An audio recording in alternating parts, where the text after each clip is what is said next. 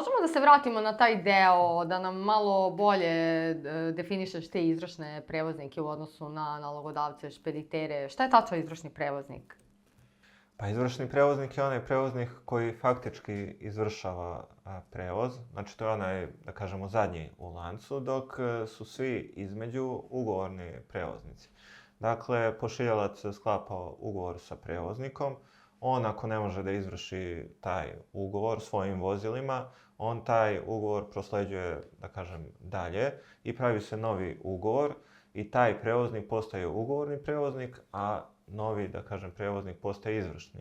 Međutim, ako i taj novi, zbog nedostatka kapaciteta ili mu je takva, da kažem, strategija, prosledi dalje taj nalog, onda on, da kažem, postaje ugovorni prevoznik, a taj zadnji u lancu je izvršni prevoznik. Što znači da je uvek veza između tih entiteta ugovor o prevozu. Svi su oni sklopili ugovor o prevozu, znači imat ćemo nekoliko ugovora o prevozu i onaj na vrhu odgovara za sve ove ispod sebe u skladu sa članom 3 CMR konvencije. I naravno čuveni član 29 stav 2 CMR konvencije. Da, s tim što taj deo, čini mi se, na tržištu nije toliko poznat u smislu uvek se zbunjuju to ko je zapravo odgovoran i onda oni uvek idu na to da je odgovoran oni koga su oni angažovali, pa onda proveravaju njegovu CMR policiju i tako dalje, a zapravo sutra na sudu i to ti si odgovoran pred onim koji ti je dao nalog. Mislim, prvi u redu koji je dobio nalog, on odgovara za sve ovo sad što si ti i rekao. I tu se uvek postavlja pitanje ko je zapravo odgovoran pred nalogodavcem. Nije odgovoran oni ko je vozio, ako je to više podizvođača nego je taj ugovorni prevoznik zapravo kome je dat nalog. Jeste, jer nalogodavci... I to je jako bitno zapravo da se napravi ta razlika između ugovornih i izvršnih prevoznika. Da. Znači, na sve te ugovore se primenjuje CMR konvencija, svaki ugovor je poseban. Možemo zamisliti situaciju, na primjer, gde je nalogodavac prvom prevozniku dao, na primjer, instrukcije koje se tiču parkinga, na primjer, čuvati na obezbeđenim parkinzima, a da taj prevoznik koji je dalje podugovorio nije uneo takvu klauzulu u svoj ugovor o prevozu. Šta ćemo onda? Onda, na primjer, taj prvi prevoznik bi mogao da odgovara neograničeno zato što nije parkirao, zato što ti podprevoznici, odnosno izvršni prevoznik nije parkirao na odgovarajućem parkingu, dok ovaj izvršni prevoznik će reći pa šta mene briga, ja takvu klauzulu nisam imao u svom nalogu za prevoz. Zato je savjet za prevoznike, odnosno prevashodno za ugovorne prevoznike, da taj nalog koji dobiju bude identičan nalogu koji prosleđuju. Zato što... Da se ne bi razlikovale zapravo ugovorne obaveze. Da, to je najveći problem. S druge strane, na svaki taj ugovor mogu da se primene i različita prava. Može da bude nadležan različit sud. Kako se samo situacija komplikuje kad imamo 4-5 prevoznika u tom transportnom lancu. Svako svakog može da tuži. Teoretski, najbolje bi bilo kad bi taj na kraju koji je stvarno izvršio prevoz isplatio štetu onom nalogodavcu, odnosno koji je stvarno pretrpeo štetu.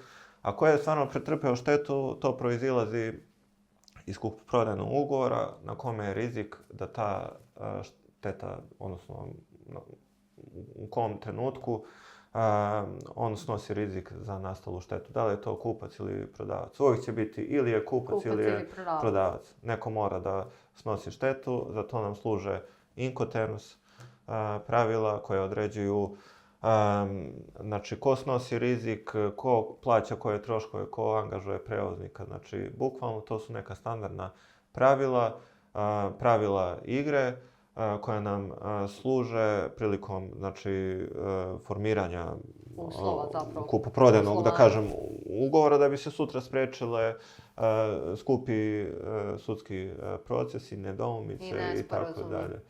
Evo baš konkretno, ako ćemo, kad smo i govorili, evo samo još ovo baš moram da spomenem, pošto je vrlo važno, znači baš smo govorili u odnosu na CMR tovarni list. Tu će se uvek razlikovati evo, 99% slučaja koliko imam iskustva, onaj koji je pošiljalac na CMR tovarnom listu u odnosu na onoga koji je stvarni nalogodavac, odnosno koji da nalog prevozniku. Jer na CMR tovarnom listu će uvijek pošiljalac biti onaj koji je utovario robu. Znači to može da bude, na primjer, neki logističar, skladištar, znači bilo ko je van, da kažem, ugovora o prevozu. I onda se postavlja pitanje na kraju ko sme da daje instrukcije prevozniku da preveze robu, to jest da izmeni, na primjer, krajnju destinaciju, da li je to lice koje je u CMR tovarnom listu navedeno kao pošiljalac ili lice koje je prevozniku dalo nalog. To je ta dilema. Da, to je isto zanimljivo, da.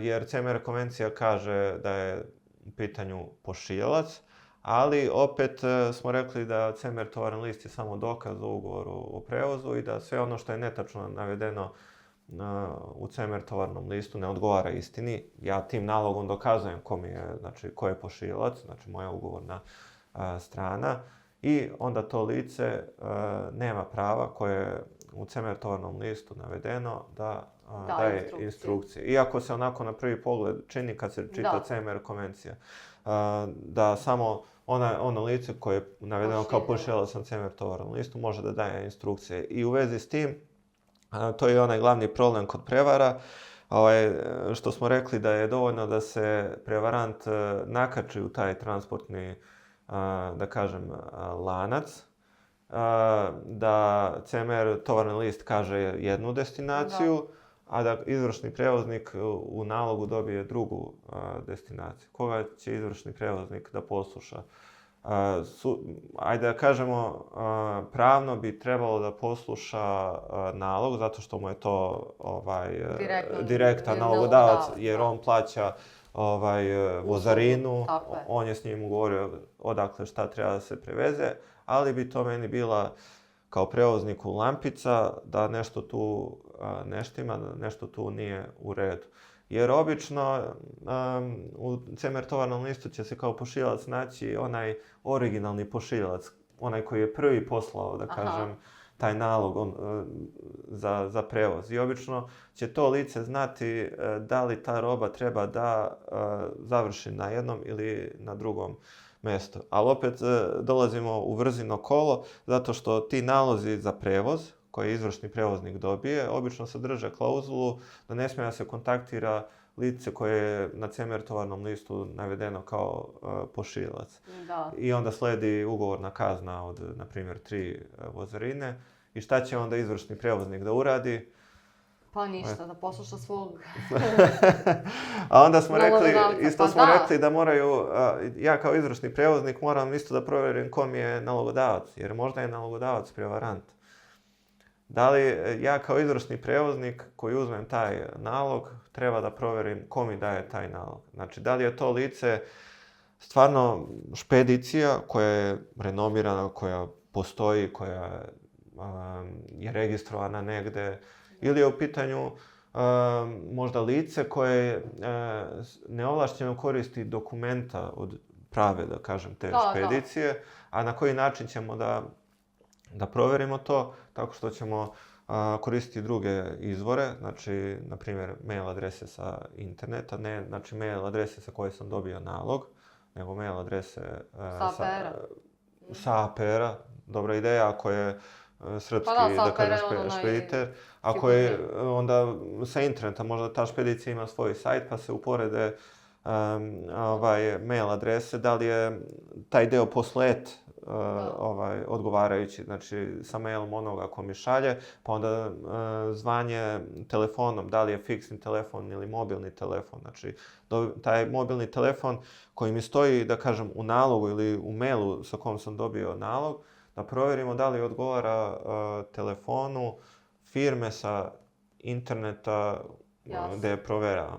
I onda okrenem, znači nezavisno sam dobio koji mi je izvor, znači tog telefona sa interneta, pozovem i pitam da li ste vi stvarno poslali ovaj nalog meni. Ja bi bar tako poslušao. Pogotovo ako mi je baš sumnjiv taj, nisam sarađivao, neke druge stvari ukazuju da je u pitanju prevarant, uprkos toj ugovornoj kazni, ja bih pozvao to lice koje je na CMR tovarnom listu navedeno kao pošiljac i stvarno ga pitao, izvini, da li si ti poslao ovaj nalog i zadržao bi samo prepisku na toj temi. Jer inače čemu služe te ugovorne kazne? Te ugovorne kazne služe da ne bi originalni nalogodavac video da ja taj prevoz, na primjer, naplaćujem 1000 evra, a ovaj izvršni prevoznik, na primjer, 700 evra, pa da... Tako je, da ne dođe do otkrivanja podataka. Jeste. To je da kažem... Ali znam, izvini sad, da zbog toga oni zabranjuju to kontaktiranje prevoznika, ali na taj način se jako bitna stavka tu kosi. Mnogo je bitnija prevara koja možda nastane nego sad koliko se ovaj ugradio. Mislim, nekako nisu obuhvaćeni svi ti činioci kad je neko došao na ideju da ubacuje te ugovorne kazne. Pa evo i nemački sud, to sam isto skoro pročitao presudu, on je presudio da je ipak nalog taj koji je odlučujući u odnosu na CMR. Ipak je CMR konvencija nastala 56. godine, tad se nije ni pretpostavljalo da će sredstva komunikacije, kao što su mailovi, Viber i tako dalje, omogućiti da se napravi toliki lanac prevoznika. Znači imao sam jednog prevoznika i tu su odnosi bili jasni. Angažujem prevoznika, treba mi prevezeš robu od moje fabrike do kupca i to je to. Međutim, sad cijel lanac prevoznika koji dovodi do prevara. Isto bih htio samo još jednu prevaru sa kojom smo mi imali isto, da kažem, dodira. To je da je primalac, odnosno ljudi koji se pretvaraju da su primaoci i da rade kod primaoca, oni preusmere pošiljku na drugo mjesto. Kažu, na primjer, ne možeš da istovariš robu ovde, dođi, evo ja ću da ti preporučim pravo mjesto za parking, taman da noćevaš tu. Naravno, te parkinge opsedaju ne samo prevoznici koji nisu na vreme stigli na istovar, nego i prevaranti. Znači, ako su zaposleni kod primaoca u dosluhu sa prevarantima, oni će da jave, evo, stigla mi je pošiljka elektronike, usmjerio sam je tamo na parking. Da. Imali smo takav slučaj u Engleskoj sa bakrom, na primjer, to nam je bila ta situacija. Ili prosto da u blizini tu kod primaoca operišu ljudi koji, na primjer, nose odela zaposlenih kod primaoca i predstave se vozaču kao zaposleni kod primaoca i isto usmjeravaju robu da se istovari na drugo mjesto. Eto, to je, da kažem, još jedan vid prevare. Ne mora bude samo elektronski razmenom naloga, nego... Može i ovako fizički prevara. Prevario sam te, idi tamo. Baš tako. A šta bi bilo onda tu još neki vid preventive za same osiguranike? Ok, ti jesi tu naveo to da provere eventualno i pored tih ugovori kazni što imaju u nalogu, ali šta bi tu još mogla bude preventiva za te prevare na nekom generalnom nivou? Pa jedina preventiva je provera. Znači, u samoj firmi moraju da postoje procedure, mora zaposlenima da se objasni zašto te procedure postoje. Znači, moraju da im se objasne metode kako prevaranti rade, njihovi motivi i naravno obuka. I što je najvažnije, nije potrebno samo da te procedure postoje, nego mora da se provjera da li se i one poštuju. Jedno je, da kažem, mrtvo slovo na papiru, a drugo je da li se u stvarnosti to tako sprovodi. Znači, zaposleni mora da poštuje ne samo internu proceduru koju je doneo njegov poslodavac, nego mora i da poštuje proceduru koju je i osiguravač koji osigurava takve rizike propisao, da bi polisa mogla sutra da se aktivira. Mi, na primjer, u našem proizvodu, to je odgovornost špeditera koji pokriva i njega kao ugovornog prevoznika po CMR konvenciji. Mi smo propisali neke mere koje osiguranik mora da sprovede, odnosno provere, da bi sutra, ako se ipak ispostavi da je u pitanju lice koje je prevarant, šteta mogla biti isplaćena. Baš smo konkretno, nevezano, ajde da kažem, za ovu proveru, ali imali smo, na primjer, slučaj da je, da kažem, 6 mjeseci pre štete došlo do promjene vlasničke strukture kod samog prevoznika, na primjer. Ta mera provere vlasničke strukture nije bila propisana po samoj policiji, ali evo, iskustvo nas uči da bi i to mogla bude, da kažem, jedan od aspekata provere. Da li je u skorije vrijeme došlo do promjene vlasničke strukture? To ne znači da ako je firma prodata, da je to automatski neka prevara, ali može da upali lampicu da je neko lice namjerno kupilo tu firmu da bi u određenom trenutku, pošto ta stara firma, znači stari vlasnik imao dobru reputaciju, imao, ne znam, 10 kamiona, stalnu saradnju 20 godina unazad, na primjer, sa špediterima, nikakav problem nije bio. I onda sačeka odgovarajući trenutak da na putu ima 10 kamiona sa vrlo vrednom robom. I to je, znači, trenutak kad on, da kažem, napušta sve, daje instrukcije vozačima gdje da se roba istovari, ali možeš da zamisliš kolika je to logistika.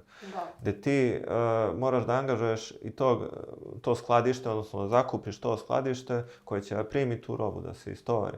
A što je najgore, i vozači su naivni, da kažem, i drugi slučaj koji smo imali, vozači su naivni gdje oni vide da je skladište nikakvo. Znači, totalni je raspad, a oni robu vrednu, na primjer, 200.000 evra ostave u takvom skladištu. I uopšte se ne upali lampica. Ne upali lampica, da je u pitanju neka prevara.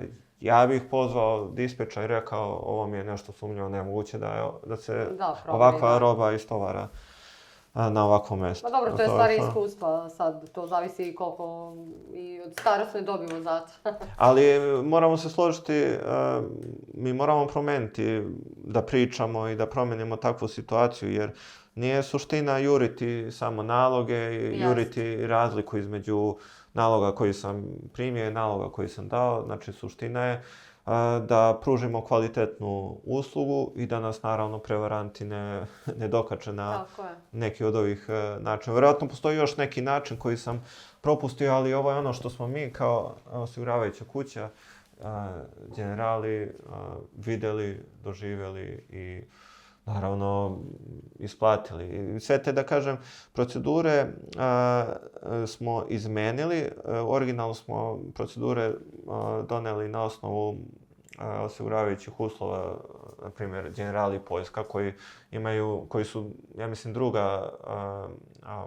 Poljska je druga prevoznička sila, da kažem, u Evropi i oni baš sa ovakvim slučajima imaju iskustva. Mi smo to od njih preuzeli i malo prilagodili, doradili na osnovu ovih šteta koje smo imali i sada imamo, da kažem, neki spisak dokumentacije koju prevoznik mora da prikupi, ali šta to znači? To znači da sutra kad se desi šteta, ja kao osiguravač kažem, ajde, pošalji mi za ovaj konkretan slučaj šta si ti prikupio, šta si proverio, da li si proverio polisu CMR osiguranja, šta si proverio kod te polise, jer kod polise CMR osiguranja, pored toga što je ona validna, u smislu autentična, nije falsifikat. Znači, suština je da se proveri da li je ta polisa plaćena.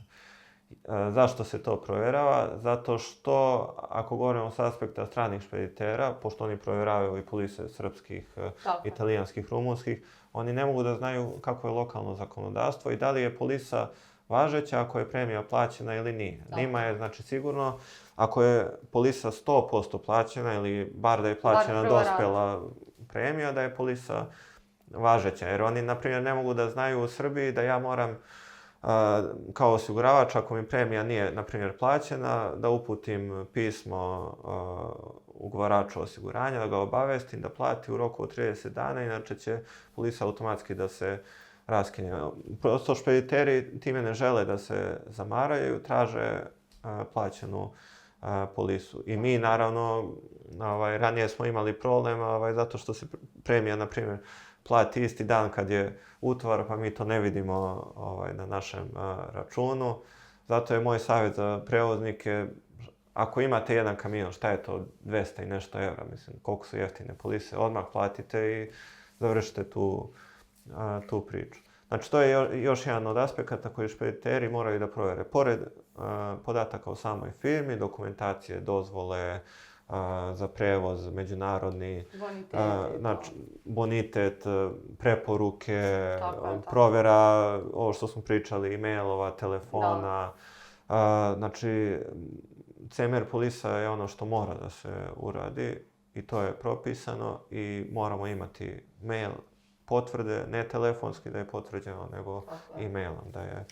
Ali kakvi su ovi prevaranti? Prvo, oni kad preuzmu firmu, oni ne falsifikuju, oni koriste postojeće CMR osiguranje. Onda kada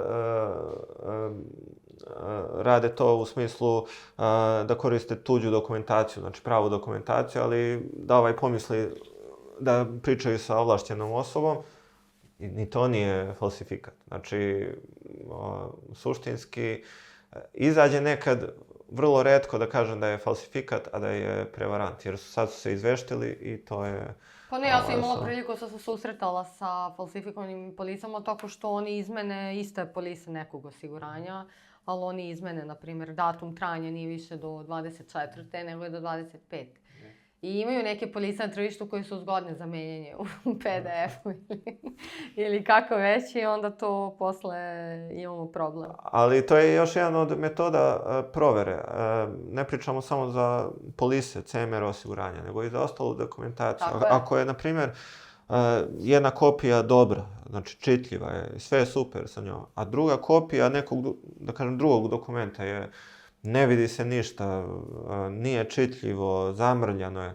To je lampica isto da se upali, možda nije u 100% slučajeva, ali može da pomogne da se utvrdi da je u pitanju prevarant. Ali to su stvari koje zaposleni moraju da uče uz nekog iskusnijeg, znači moraju ispred sebe uvek da imaju spisak. Sad opet neki prevoznici imaju, da kažem, kraći spisak dokumentacije koju provjeravaju. Naprimjer, to obično neki prevoznik sa kojima češće rade. A imaju, da kažem, duži spisak provjere dokumentacije prevoznika sa kojima nikad nisu radili. Ali sve je to u sklopu uštede vremena. Ali i ja, kao osiguravač, na primjer, ja imam obavezu da provjeravam lica sa kojima sarađujem u smislu sankcije. Znači, meni je to isto administrativna obaveza da uđem u vlasničku strukturu, na primjer, pa da vidimo da li je lice sankcionisano. Znači, ja moram da dođem do konačnog vlasnika fizičkog lica i da vidim da li je to lice sankcionisano. Isto identično i sa prevoznicima. Oni moraju da znaju koji je nalogodavac, da li je prevarant i koji je izvršni prevoznik, da li je eventualno i on prevarant. I to je jedini ispravan način kako da ne dođe do pogubnih stvari za budućnost ili bar da se smanje mogućnosti da dođe do toga. Voljela bih sada da možda prođemo ove, da kažem, neke složenije rizike, da kažemo, po CMR-u i generalno u transportu ne mora bude po CMR-u, pa bismo posle mogli da napravimo tu neku paralelu između CMR i cargo osiguranja, ali da prvo krenemo od tih nekih složenih rizika koji mogu da nastanu u transportu, kao što je, na primjer, krađa cijelog vozila s robom ili razbojnička krađa.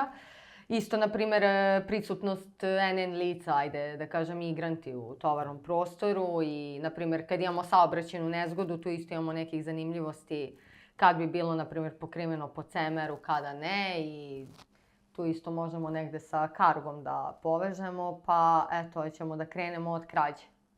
To je, čini mi se, rizik koji u posljednje vreme vrlo čest. Ja sam imala već nekoliko krađa, mogu misliti ti koji radiš kao osiguravač. Pa, krađe jesu zanimljive zato što po priči prevoznika one su neizbežne. I uvek su neizbežni, da kažem, po priči prevoznika. Dešavaju se obično, znači, na benzinskim stanicama, na proširenjima autoputeva, na primjer.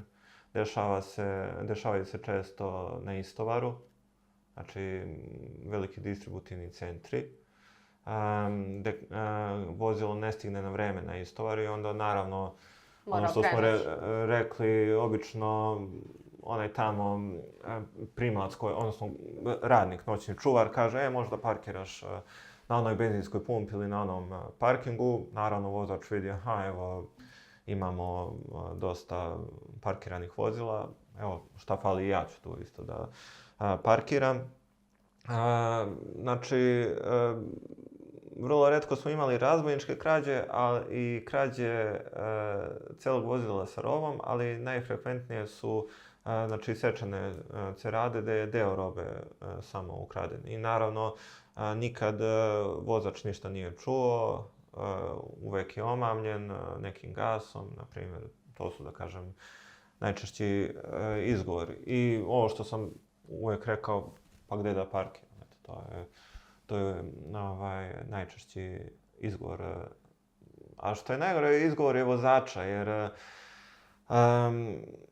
nekako se čini da je taj parking uvek prepušten vozačima. Kao evo, vozi od tačke A do tačke B, pa parkiraj gde misliš da treba. Nekako se uvek stiče utisak da ne postoji nikakvo planiranje. Ni podrška od poslodavca. Da. Evo, baš apsolutno sve sa čim sam se susreo, znači svaka krađa je bila na taj, da kažem, fazon. Morao sam da stanem zato što mi je isticalo vreme vožnje i ovo je bilo najprikladnije mesto.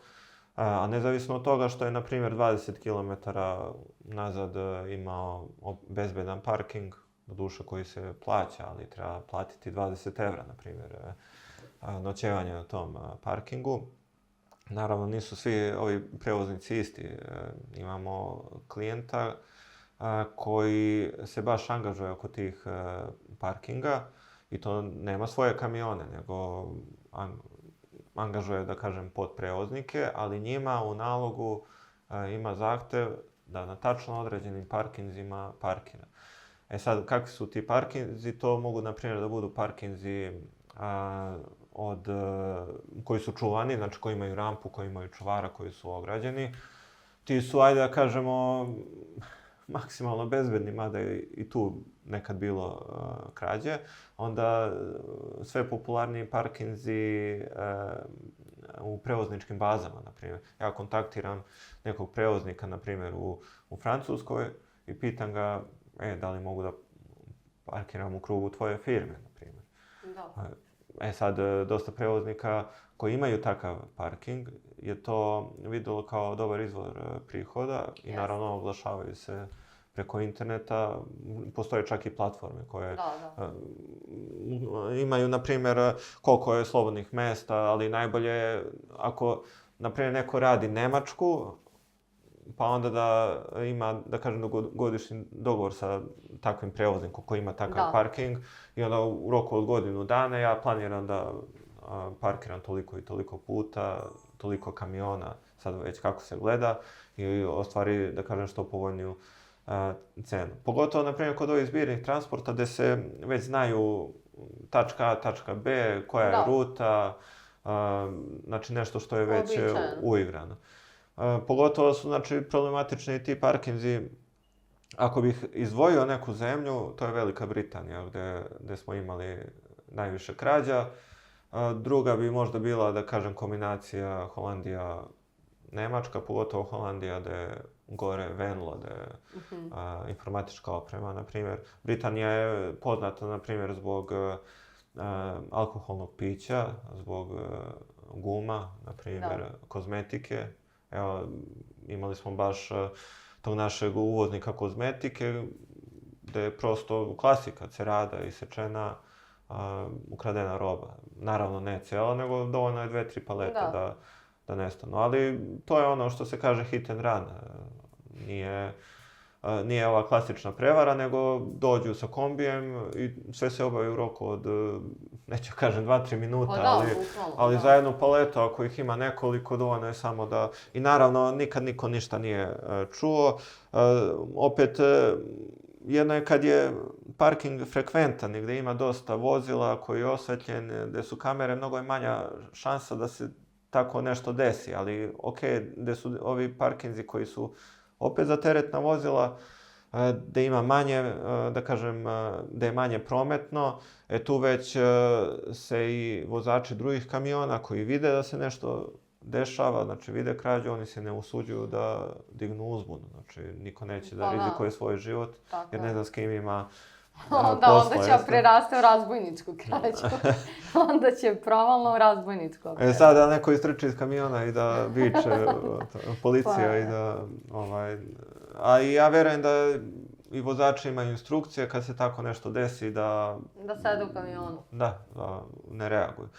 Eventualno da pozovu policiju, ali opet da policija stigne. Sad, naravno, uz svu ovu priču ide i koji je parking dobar za osiguravače. Mi smo ranije, na primjer, u starim uslovima imali za određenu vrstu robe da mora da se parkira na ograđenom, na primjer, nadgledanom parkingu, videokamere, ograda i tako dalje. Međutim, shvatili smo ipak da takvih parkinga baš i nema toliko, iako ako bi se neko baš potrudio, mogao bi da isplanira rutu, ali to je pod uslovom da nema nekog čekanja na granicama, nema blokada, da nema gužve na autoputu. Bukvalno bi moralo u minut da se isplanira cela ruta, ali prihvatamo naravno prvi i osnovni uslov je da bude parking za teretna vozila, da bude osvetljen, da bude, ako može, znači na benzinskim pumpama, znači koje su prometne, da bude eventualno pod kamerom, obično su benzinske pumpe pod kamerom. Naravno, pitanje sad je koliko te kamere da li rade. Ne možemo tražimo od prevoznika, uveri se da li radi, pa onda tu parkira. Ali, naravno, možda bolje da se posvetimo onome kad ne bismo isplatili. Naprimjer, da se vozilo ostavi bez nadzora, naprimjer. Da ostavi poluprikolicu sa tegljačem pa da ode u susedni grad da gleda znamenitosti, naprimjer. To, naprimjer, ne bismo prihvatili. Naravno, ne mogu da kažemo ako vozač mora da ode do toaleta, da je vozilo ostavljeno bez nadzora. Nismo naravno ni mogli da stavimo uslove, dovoljno je 30 ili 45 minuta da odeš do toaleta, sve preko toga bi bilo isključenje iz osiguranja. Ja sam skoro imala situaciju da je čovjek otišao da jede i ukraden mu je ceo kamion sa robom. A to je opet sutra pitanje sud kako bi presuđivao. Kako bi presuđivao srpski sud, kako bi presuđivao nemački sud. Moj utisak je da je srpski sud mnogo blaži u odnosu prema prevoznicima. To znam zato što imamo, na primjer, dosta krađe obične robe po kargo osiguranju i onda kad idemo u regres prema prevozniku, odnosno njegovom osiguravaču, da su srpski sudovi mnogo blaži prema prevoznicima u odnosu na sudove u Austriji i Nemačkoj. I tako da bi u Austriji ili Nemačkoj mnogo lakše dosudili onaj član 29 koji je, ja koliko sam video, ovde u Srbiji misaona imenica da se dosudi. Jer on zahteva u suštini nameru prevoznika ili takvo ponašanje koje se može izjednačiti sa namerom. Sad, to je neko, vjerovatno ponašanje, nisam pravnik, ali neko ponašanje između grube nepažnje i namere. Znači, mora postoji neka svest, ali kad bi postojala ta svest, možda ako bi parkirao vozilo u nekoj oblasti koje je opšte poznato da je podložno, da kažem, krađi, a ostaviš vozilo bez nadzora. Znači, ostaviš vozilo i odeš, naprimjer. To bi definitivno bio član 29. Jer od tebe se i zahteva da znaš koje su oblasti podložne krađe.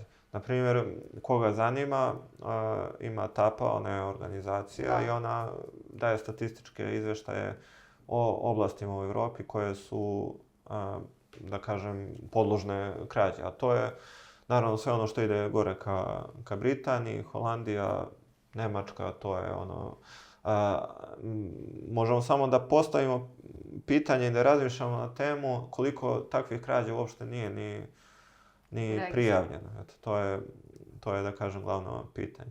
Tako da je vrlo teško biti prevoznik.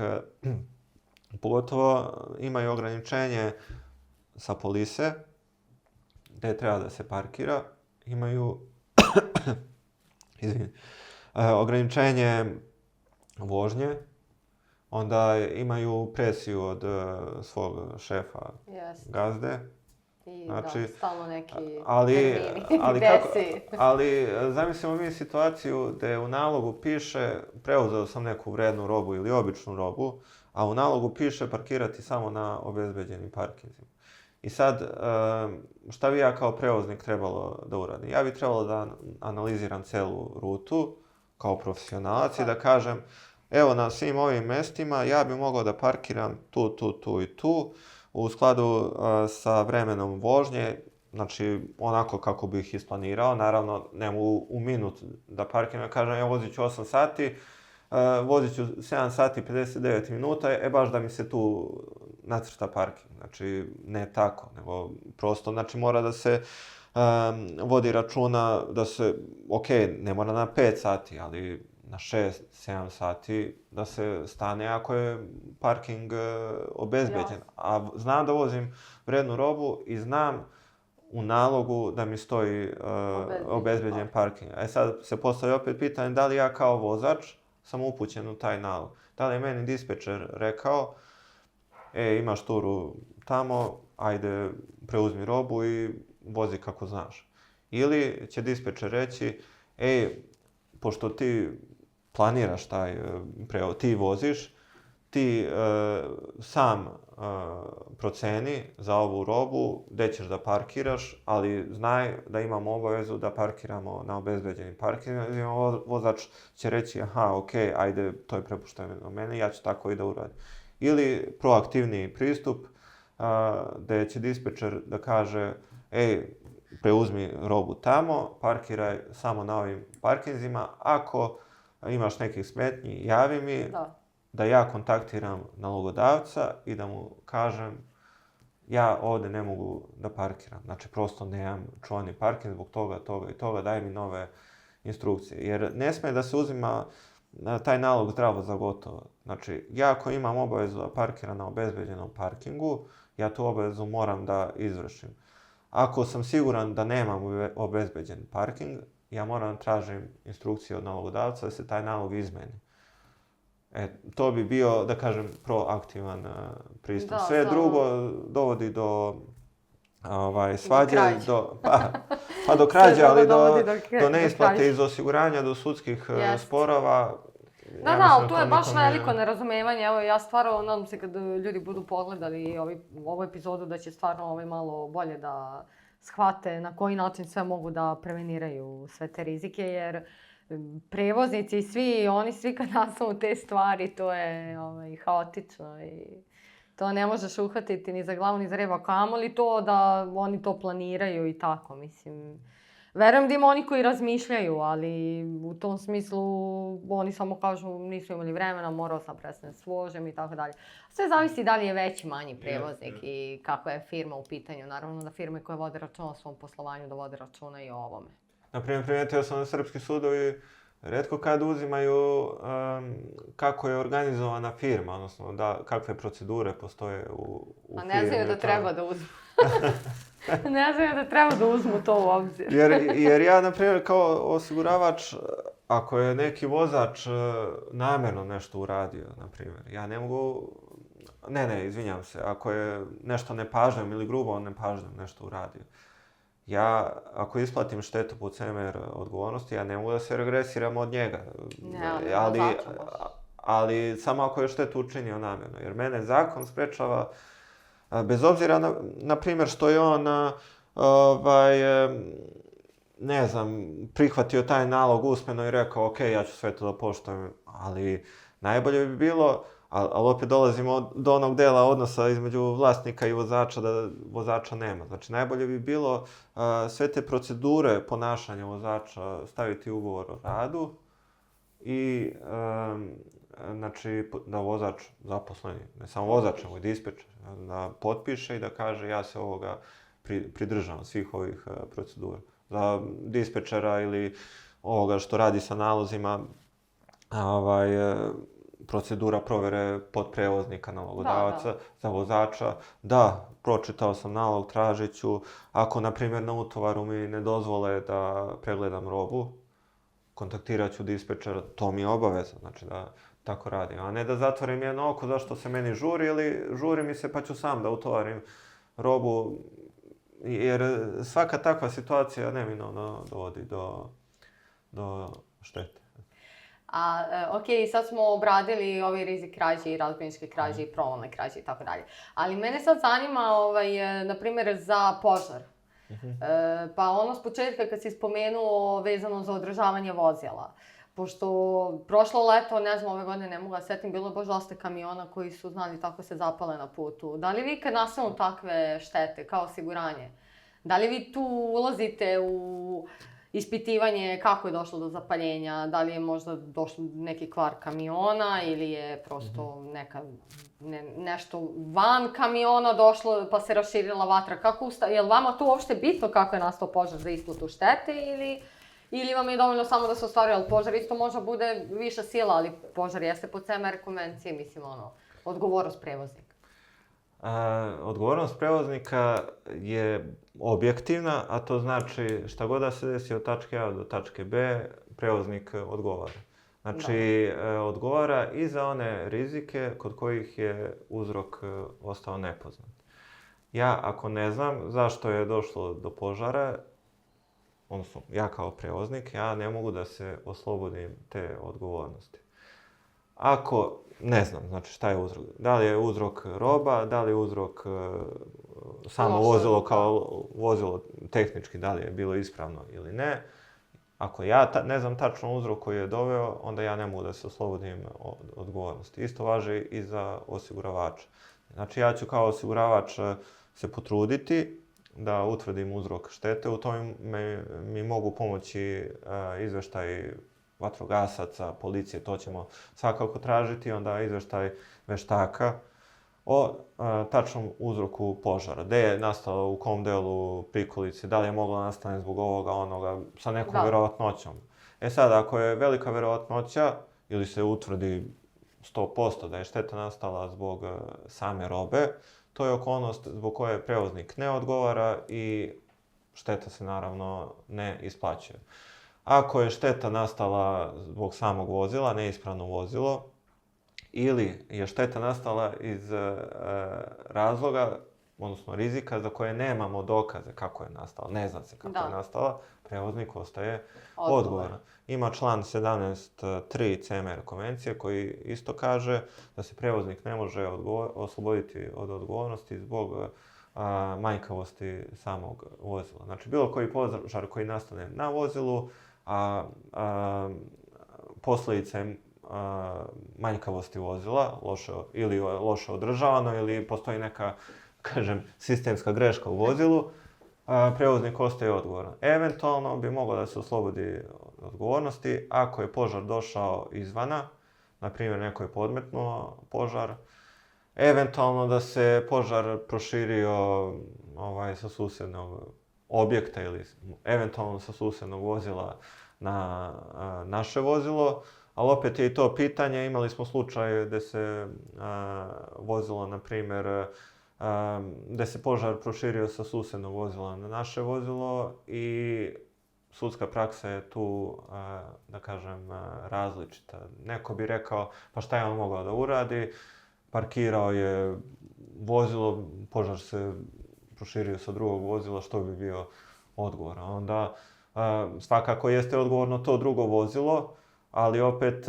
Po auto-odgovornosti. Ali da li po auto-odgovornosti ako se vozilo ne kreće, isključeno. Da, jeste, ako se ne kreće, onda da, to je vrlo... I da li se nalazi na putu ili se ne nalazi, da li se nalazi na parkingu. A jel bi u takvim slučajima, na primjer, pokrili štetu po požaru?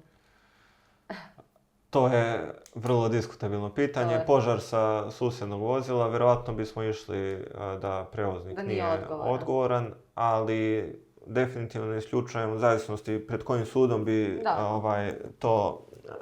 taj slučaj završio, onda bi se vjerojatno i strategija menjala, jer moram da istaknem da u zavisnosti od toga pred kojim sudom se slučaj vodi, da li je nemački ili srpski, odluka može da bude drugačija. I zato dobri advokati koji znaju mogu da biraju pred kojim sudom, odnosno koje će se pravo primjenjivati. Jer, na primjer, ne znam, u Holandiji su ili u Srbiji su prema krađi mnogo, da kažem, više ka prevozniku, dok, na primjer, u Nemačkoj i Austriji nisu. Znači, osiguravačima bi više odgovarala Nemačka i Austrija. Ja bih voleo da CMR osiguranje da je crno-belo, da se tačno zna kad jeste, kad nije, ali CMR osiguranje je kao i odgovornost. Znači, moraju sve činjenice da se utvrde, ali dobra stvar, mislim, po prevoznika, zato što bi onda osiguranje moralo da plati, je što je prevoznik objektivno odgovoran. Jer ako ja kao osiguravač ne mogu da utvrdim uzrok, ne može prevoznik da utvrdi uzrok, ostaje odgovornost, objektivna odgovornost. Jer da bi se oslobodio, moram da znam šta je uzrok i uzročno-posljedičnu vezu između tog uzroka i same štete. A šta se dešava kad imamo saobraćajne nezgode i da kažemo štete u tranzitu, prevrne se kamion, pa nastane haos? Pa tu je situacija, ja vjerujem, jasnija zato što ako prevoznik nije odgovoran za tu saobraćajnu nezgodu, na primjer ako je bio parkiran pa vozilo udari u njega od pozadi, ili ako se kreće, prilagodio je brzinu uslovima na putu, sve je normalno, drži svoju traku, brzina je sve ok, a iz suprotnog pravca udari vozilo čelni sudar, pređe u drugu traku, to isto nije njegova odgovornost. I to je jedan od razloga zašto bi suštinski trebalo uzimati osiguranje robe u prevozu, zato što kod odgovornosti postoje okolnosti zbog kojih se prevoznik oslobađa, a to je jedna od ovih, na primjer, okolnosti, i zato što po CMR konvenciji je odgovornost ograničena na, kolokvijalno da kažemo, 10 € po kilogramu oštećene robe. Tako da u nekoj saobraćajnoj nezgodi skupe robe, na primjer za laptop koji košta 2000 €, težak 2 kg, prevoznik je odgovoran 20 €, što nije baš srećna okolnost za vlasnika robe. Da, nije. O tome treba da razmišljaju vlasnici robe ili, na primjer, špediteri koji preuzimaju nalog za prevoz te robe. Prosto je, na primjer, u Nemačkoj ili Austriji, uvijek njih nešto uzimamo za primjer, nevjerovatno da je roba neosigurana. Ali premija za uobičajenu robu ne prelazi 20 €. Mislim, da, ali to ljudi ne znaju i onda uopšte i ne interesuju se, vide kolike su to cene i koliko bi život bio lakši. Jeste, ali upravo je problem i u prevoznicima i u špediterima, zato što oni kažu ja imam osiguranje robe u prevozu, a u stvari imaju CMR osiguranje. A dobro, da, to prevoznici vole da kažu, jer čini mi se da ne znaju razliku. Ili namjerno, prosto... Namjerno imat ćemo problem kad nastane šteta. A koji je tvoj, evo, ti, mislim, u generali uradiš i CMR i cargo osiguranje, jel možeš tu da nam povučeš neku paralelu, evo, kao neki zaključak i čisto negdje da ukažemo zašto je u stvari bitno ugovarati to cargo osiguranje, upravo kad se ostvare ovako neki rizici gdje prevoznik faktički nije odgovoran, ni po CMR konvenciji. Pa možda nam povučeš neku paralelu, zašto je Pa to su suštinski... Da nekako zaključimo i da kažem cijelu ovu priču od danas.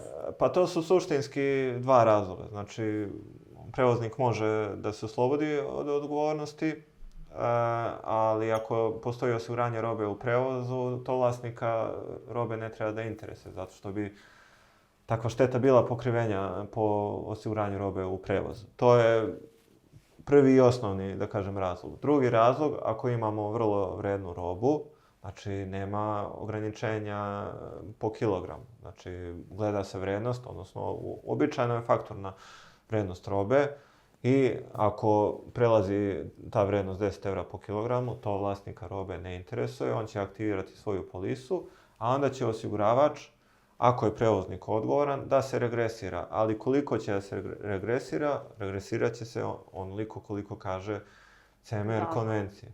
Druga, izvinjam se, treća okolnost, na primjer, šta je sa usputnim skladištenjem, na primjer. Osiguranje robe u prevozu pokriva usputno skladištenje, usputne utovare i istovare. Naravno, ne pokriva skladištenje koje je van uobičajenog toka prevoza. Na primjer, koje je u korist vlasnika. Do 7 dana, ja mislim, je li tako? Do 7 dana se smatra usputno. Pa, to je u zavisnosti od uslova osiguranja, ali... Zavisi zapravo od rute prevoza. Šta je usputno je ono što je uobičajeno. Ako je uobičajeno bude 7, u redu. Ako je uobičajeno bude, pa čak i mjesec dana da je uobičajeno. Mislim, iako realno nije, to se smatra uobičajeni tok prevoza. I tada osiguranje ne prestaje.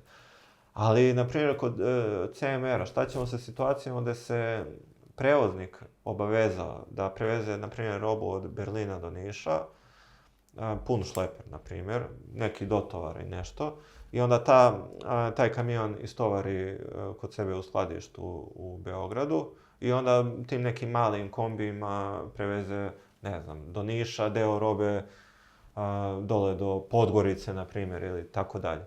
Šta ćemo sa tom robom koja je u skladištu? Kako je prevoznik odgovoran za tu robu? Znači, on se obavezao od Berlina do Niša, a roba stoji uskladištena u Beogradu, makar 1-2 dana. Koliko god je prevozniku potrebno da tu robu... Pa nekako robu u tranzitu treba da ide po SDR-u. Pa jeste, zato što je prevoznik i dalje odgovoran po CMR konvenciji, iako je roba u skladištu. Jer nalogodavca ne zanima šta će on s njom da radi. Da li će da je prevozi, da li će da je uskladišti, pretovari i tako dalje. Osim ako izričito to ne zabrani. Ali šta će CMR polisa da radi u tom slučaju? Desi se požar u tom skladištu. Naravno, neće se aktivirati zato što CMR osiguranje u Srbiji pokriva isključivo robu kad je na točkovima. Imamo registarsku oznaku vozila. Da li se desilo u prevozu sa tom registarskom oznakom? Nije. To je to. Nemam šta. Onda još jedan aspekt, tok novca. Kod odgovornosti prevoznika i osiguranja od odgovornosti prevoznika štete se isplaćuju sa ogromnim zakašnjenjem. Znači, iako Zakon o obligacionim odnosima kaže 14 dana, to u praksi nije tako. Zato što uvek, dok se sakupi sva dokumentacija, da ne govorimo što osigurač bude obavešten tek posle 5-6 mjeseci, to se razvuče na 1-2 dana. Kod osiguranja robe u prevozu važi tih 14 ili 30 dana, zavisnosti od toga koji se zakon primenjuje, ali opet da ne, u svakom slučaju je mnogo kraći rok i naravno vlasnik robe može da raspolaže sa svojim novčanim sredstvima relativno brzo. Ono što je isto bitno, prevoznik odgovara, na primjer, može da dobije za finansijsku štetu za zakašnjenje jednu vozarinu, odnosno vlasnik robe, dok, na primjer, kod osiguranja robe u prevozu ne može. Znači, bitno je fizičko oštećenje robe. To je suština cijele priče. Osiguranje robe u prevozniku i odgovornost prevoznika pokriva isključivo fizičko oštećenje na robi, s tim što imamo plus zakašnjenje u isporuci. Eto, to je, da kažem, to su neke osnovne razlike između ove dve vrste osiguranja. Zorane, mnogo ti hvala što si bio i što si generalno pristao da budeš moj gost. Mislim da smo prošli dosta korisnih stvari i mislim da će ovu epizodu neki prevoznici možda i 2 puta da pogledaju, da bi, ja mislim, ima baš dosta toga što može da se zapiše i da se primeni dalje u praksi, jer mislim da si dao dosta korisnih primjera iz prakse i to je ono zašto je zapravo i bio cilj ove epizode. Hvala tebi što si me pozvala. Nadam se da ćemo i dalje, što se kaže, sarađivati i da ćemo neke teme, što se kaže, mnogo bolje proći, pogotovo ove prevare. One su sad aktuelne jer se dosta ljudi odluče za taj model poslovanja, jer mnogo je lakše ipak preprodavati naloge, nego voditi Jest. računa o samim vozilima, o leasingu, o kreditima, o vozačima, isplati plata, tako da verujem da ćemo na tu temu moći u budućnosti da Imaće razgovaramo. još dosta tema na koje ćemo moći da razgovaramo u budućnosti. Drago mi je što ste bili danas uz nas. Nadam se da je i ova epizoda bila korisna. Možete da nas zapratite na Instagram stranici Transport Rizik Osiguranje ili ti Protos. Također možete da nas subscribe-ujete i ukoliko imate dodatna pitanja, predloge, komentare, budite slobodni da pišete na ana.milinovic@protospodcast.com. Vidimo se!